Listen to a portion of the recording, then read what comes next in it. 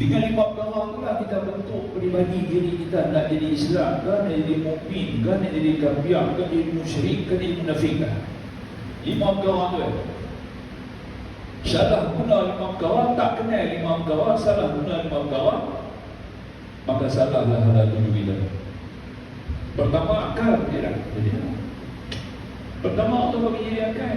Gunalah akal, fikir. Dia bagi lagi matahari bulan tu, tengok jalan tu, siapa boleh jalan sendiri, di mana kata matahari bulan ni berjalan sendiri, tempat kalau tak lari. Satu saat tak lari.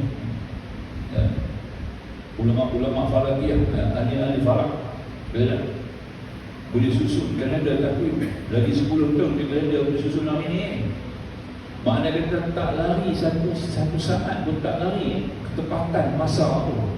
Allah bagi jadi matahari bulan. Boleh fikir tak? Pasal apa tak fikir?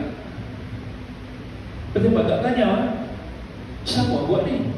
Yang ni abang-abang orang kafir tu banyak dulu.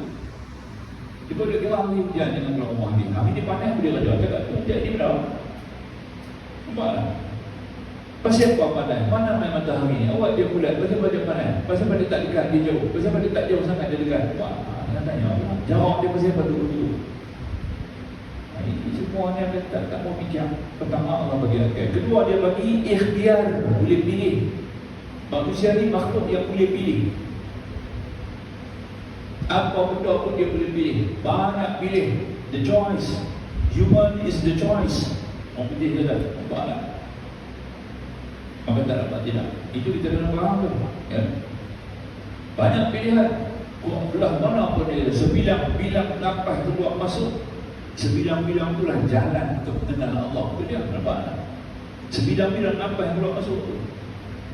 Nak kenal Allah punya banyak jalan. Sampai tak boleh kenal juga. Mati dan kafir patut bakar. Oh, ada bila-bila apa. Ya. Ada yang kedua. Jadi maknanya kedua kita ada ikhtiar. Orang pun kaya semua yasha' wa yakhtar. Al-Quran kata Tuhan kamu yang kekaki menjadikan kamu, Tuhan kamu juga yang memilih. Nampak tak? Pilih bagi kamu. Maknanya pilih kamu ada sifat ikhtiar. Allah namanya Mukhtar. 99 nama Allah ada satu nama Mukhtar, nama-nama itu. Ya. Ada nama Mukhtar. Cari dia ada 9 nama. Tak pilih nama. Tak pilih. Mukhtar. Sifat dia adalah ikhtiar. Kita kedua, ketiga Tuhan bagi was